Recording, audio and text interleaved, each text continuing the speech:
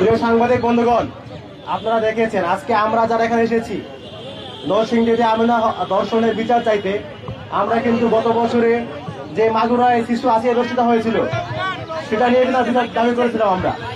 অর্থাৎ আমরা প্রতিবাদ জানাই, কিন্তু রাষ্ট্রের পক্ষ থেকে বিচার দেখতে পাই না। আমরা প্রতিবাদ জানাই, 2 দিন সোশ্যাল মিডিয়া হাউটাস চলে, এরপরে ইস্যুর ভিড়ে হারিয়ে যায় দর্শিতার আত্মচিৎকার, বিচার কিন্তু হয় না। আজকে আমরা স্পষ্ট বলতে চাই, এই যে দর্শন হয়, বিচার হয় না, এই যে বিচার সংস্কৃতি, এই সংস্কৃতি থেকে আমাদের বেরিয়ে আসতে হবে। ধর্ষককে প্রকাশ্যে এমন কঠিন শাস্তি দিতে হবে, এমন দৃষ্টান্তমূলক শাস্তি দিতে হবে, যাতে করে যারা পরবর্তী সম্ভাব্য ধর্ষক, যাদের মনে এই ধরনের চিন্তা আসে, তাদের যেন আত্মা কেঁপে ওঠে, তারা যেন কল্পনায় আনতে না পারে এই ধরনের কোনো কাজ তারা সংগঠিত করবে। যে ব্যক্তি ধর্ষণ করে একটা নারীর জীবনকে জাহান্নাম বানিয়ে ফেলায়, তার বাচ্চাদের অধিকার থাকে কি করে? তাকে আপনারা গুলি করে মেরে ফেলুন অথবা ফাঁকে তুলে মেরে ফেলুন, তবে অবশ্যই তদন্ত সাপেক্ষে, বিচার সাপেক্ষে হতে হবে, বিচার প্রক্রিয়ার মধ্যে দিয়ে হতে হবে, যাতে করে নতুন কোন নাটক মঞ্চস্থ না হয়। মাননীয় প্রধানমন্ত্রী তারেক রহমান, আপনাকে অনুরোধ করছি, একটু তাকিয়ে দেখুন, পুরো দেশব্যাপী হত্যা, ধর্ষণ, চাঁদাবাজ দখলদারির এক মহোৎসব চলছে।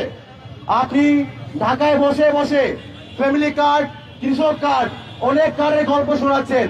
আপনার কাছে অনুরোধ করি, এবারে একটু ভিকটিমের যে বিচার পাওয়ার অধিকার, সেই কার্ডের ব্যবস্থা আপনি করুন।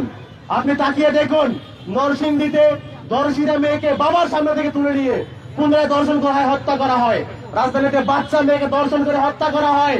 আপনি দেখেন গাইবান্ধাতে এক গৃহবধূকে দর্শন চেষ্টা করা হয়েছে, সে থানায় গিয়েছে, কিন্তু আপনার প্রশাসন মামলা নেয় নাই। পরবর্তীতে সেই নারী বিষ পান করেছে। আপনি দেখুন পুরো দেশ জুড়ে কি চলছে, এগুলো অবশ্যই শক্ত হতে নিয়ন্ত্রণ করুন। আপনাকে শক্ত হতে হবে, ক্রাইমের বিরুদ্ধে জিরো টলারেন্স নীতি গ্রহণ করতে হবে। অপরাধের বিষয়ে কোনো ছাড় নাই। আরেকটা বিষয় হচ্ছে, আমরা দেখতে পাই প্রত্যেকটা দর্শন কাণ্ডে, ম্যাক্সিমাম দর্শন কাণ্ডের পেছনে রাজনৈতিক ব্যাকআপ থাকে।